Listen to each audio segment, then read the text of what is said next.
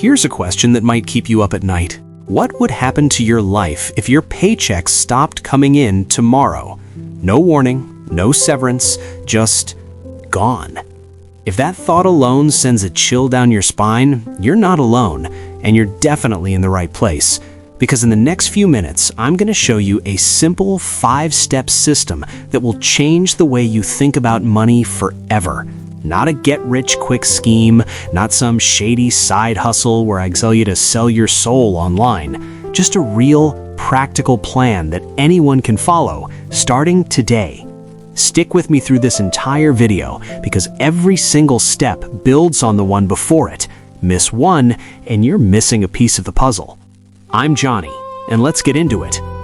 So before I hand you the blueprint, I need you to understand something that most people spend their entire lives completely blind to. Why people keep ending up broke no matter how much money they make. Here's the ugly truth. Money isn't mysterious. It isn't evil. It doesn't have a vendetta against you. Money is just math, and I know you understand math. Most people follow the exact same cycle, over and over without even realizing it.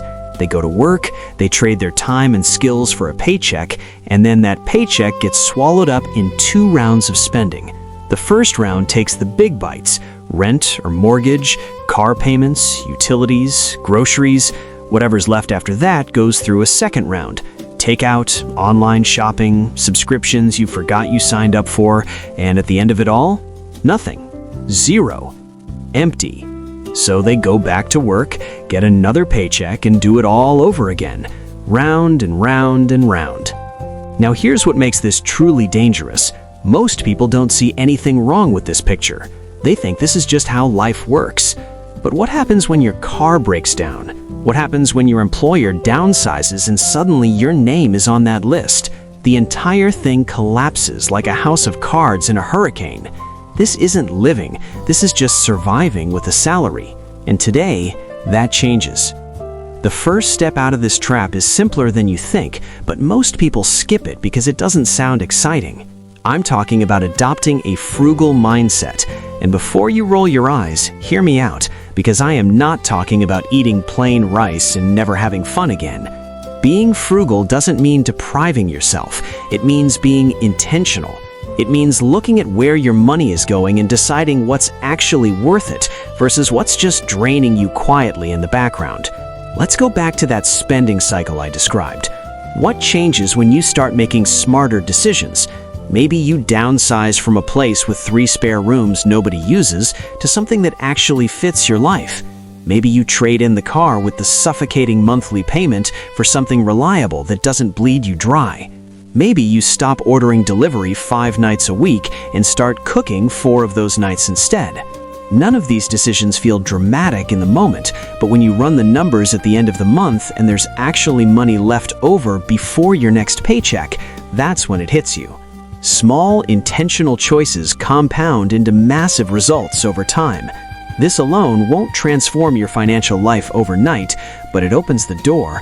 And what's behind that door is where things start getting genuinely interesting. So now that you're spending more intentionally and actually have a little breathing room at the end of each pay cycle, what do you do with it? This is where most people make their first big mistake.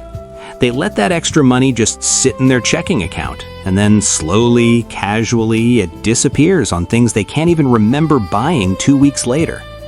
Don't do that. Instead, I want you to do something that sounds almost too simple to work. Pay yourself first. Before you pay a single bill, before you buy a single grocery item, before anything else, take a portion of that paycheck and move it somewhere it cannot be casually spent. This is your emergency fund, and building it is the single most important financial move you will ever make. Here's why this matters more than almost anything else I'll tell you today. According to research, more than half of Americans are one unexpected expense away from a financial crisis.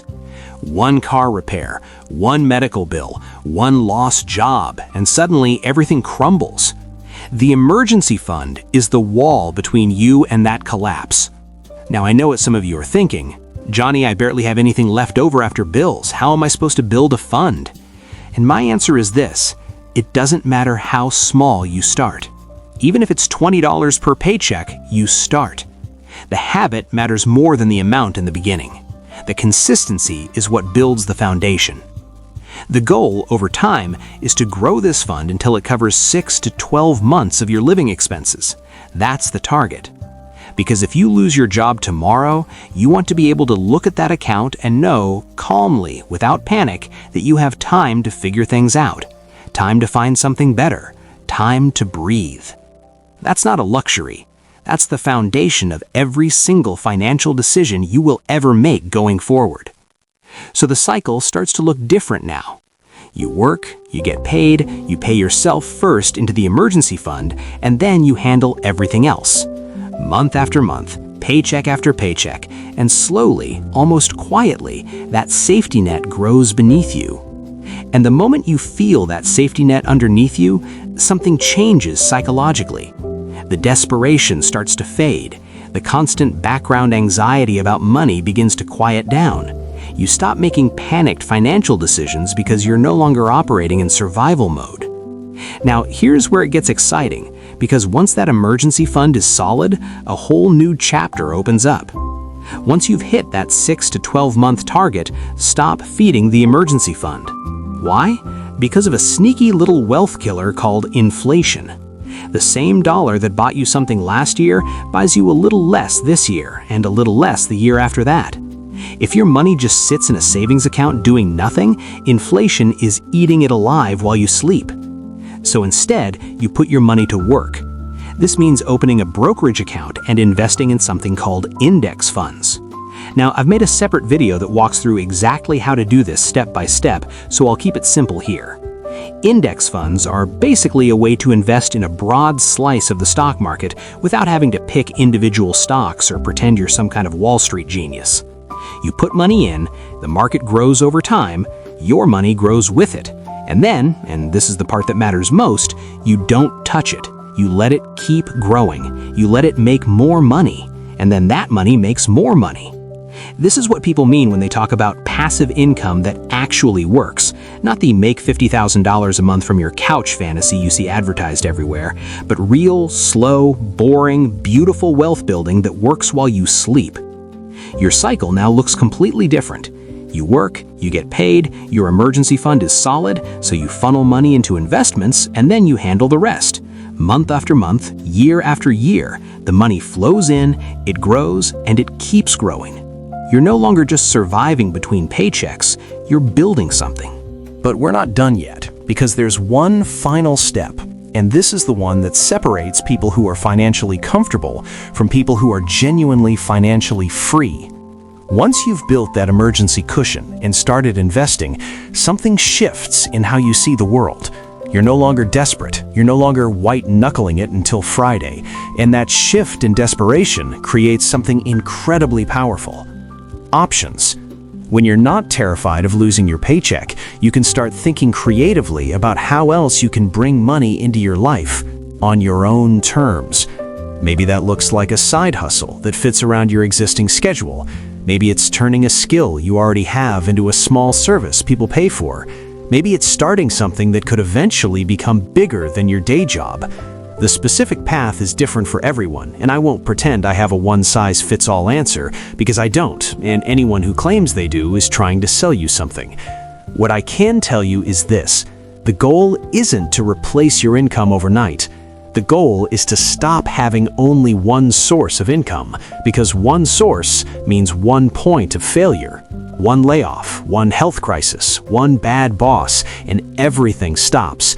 But when you have multiple streams, your job, your investments, maybe a small business on the side, you become someone that circumstances have a much harder time knocking down. So, let's zoom out and look at the full picture of what we've built together. Most people's financial lives look like a circle. Make money, spend money, need more money, repeat. It's exhausting, it's fragile, and it never gets better on its own. But the system we just walked through looks completely different. You adopt frugal habits that lower your expenses and give you room to breathe. You build an emergency fund, so you're never one bad week away from disaster. You start investing, so your money grows even when you're not working. And you find creative ways to generate income that don't depend entirely on a single employer's goodwill. Every layer makes the one beneath it stronger. Every step makes you harder to break. Is it fast? No. Is it glamorous? Absolutely not. But it works, and it keeps working long after the get-rich-quick crowd has moved on to the next shiny promise. The goal isn't to become a billionaire. The goal is to wake up one day and realize that money no longer controls your decisions, that you have choices, that losing a job would be an inconvenience, not a catastrophe. That's what financial freedom actually feels like, and it starts with the very next decision you make about your money. If this video gave you even one thing to think differently about, smash that like button right now and share this with someone in your life who needs to hear it. And if you want more videos like this that cut through the noise and give you real, practical financial strategies, hit subscribe and join this community. I drop new content regularly, and I promise every video is worth your time. Now, I want to hear from you, and I mean this genuinely. What's the biggest financial obstacle standing between you and where you want to be right now? And which of these 5 steps do you think you need to tackle first? Drop it in the comments below. I read everything, and sometimes the best conversations happen right there. I'll see you in the next one.